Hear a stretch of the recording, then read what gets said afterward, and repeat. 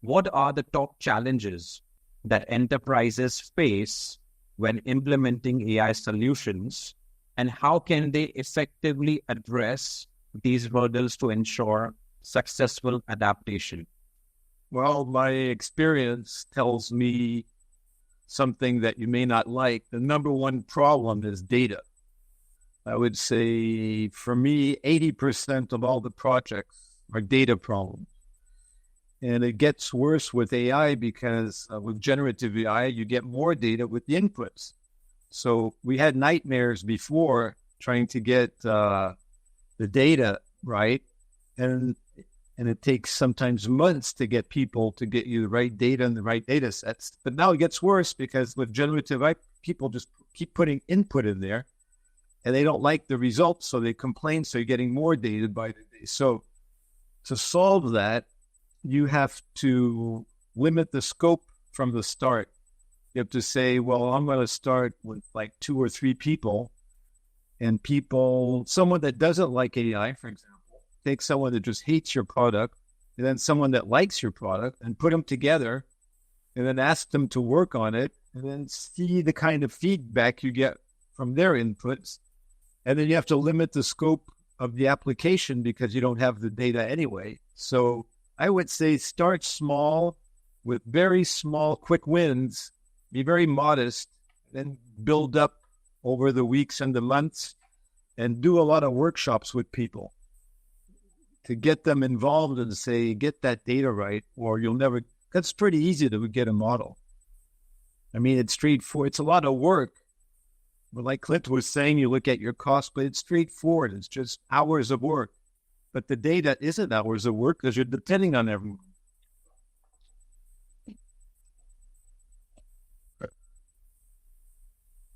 Can't hear you. Manish. Manish, you're muted. Sorry about that. Thank you so much, Dennis. If there's anything that you would like to add to it, Andy, Clint. Yeah. I had a quick thought. I totally agree with Dennis that data is it's the foundation, right? If you don't have that right, then things will crumble. I think another huge hurdle that I have seen in my career has been the sort of education piece. So educating your partners in business, you educate your customers, educating your senior stakeholders as to what these capabilities can and can't do. So especially now with kind of the democratization of generative AI and everyone can log in and start chatting to these things, there's kind of an assumption because I can do some fun things in this little chat window that I can just apply it to, all my enterprise transaction data and it'll do something really clever.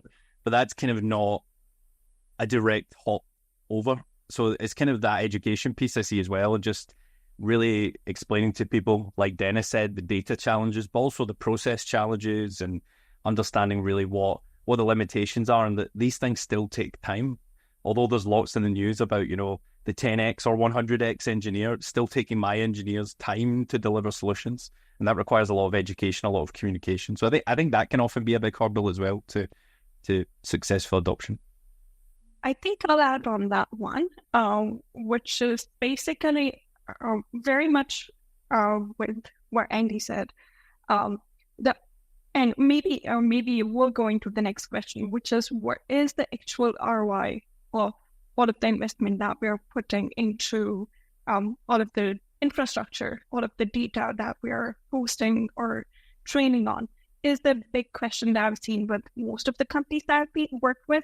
And while there are a lot of people who try to say, ROI is something which can be defined by a few metrics, but for every single team, there are different metrics for ROI. For engineers, they don't really care that much about like the business side of things, how much revenue are we making, that doesn't really impact them. So having different metrics for different stakeholders within organizations is where I feel like things haven't really been broken down. And it comes to the education part, which is a lot of people don't really know how to do.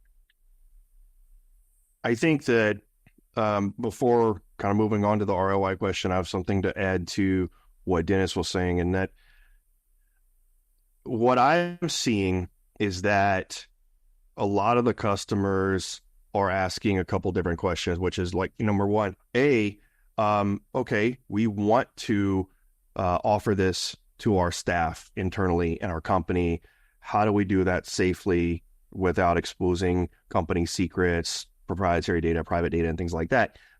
Which I guess there's another question when I can help address that. But then there are those customers that are saying, well, we don't want to offer this. We want to restrict this. And how do we do that? And what's the balance there? And I think that's what I'm seeing mostly in implementing AI solutions in an enterprise, is that how do we, as a company, how do we implement this safely, and how do we restrict it? And I think that we can dive into that later if you want, but those are the challenges that I'm seeing companies struggle with.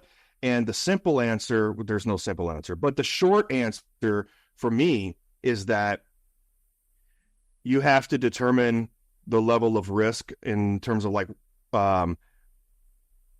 do you have proprietary data? Do you have sensitive data they're trying to manage? And what I'm working with my customers on is, okay, if you can implement, let's say, an open source model, a private model, or even a privately fine-tuned version of GPT 3.5 Turbo, which a lot of people are able to do, and you keep that instant cordoned off, it's actually pretty trivial, which I see in the Q&A there. There's a question that leads into this, which it's pretty trivial to create an intranet or an internal version of like a chat, multimodal chat application that uses your own model, your private model, which can be a middle ground, right? It can give your staff, your employees, the option to leverage large language models, but keep it completely internal on premises and not have to run the risk of exposing your private or sensitive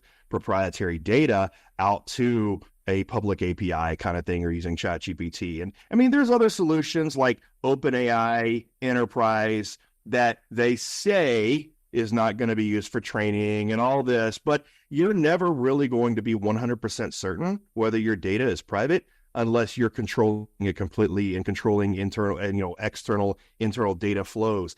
And so that's what I'm recommending to my customers, is that you can build an internal version of a multimodal chat GPT that uses a private model that's been maybe fine-tuned on your company data, and no data leaves the site. So that's kind of what I'm seeing.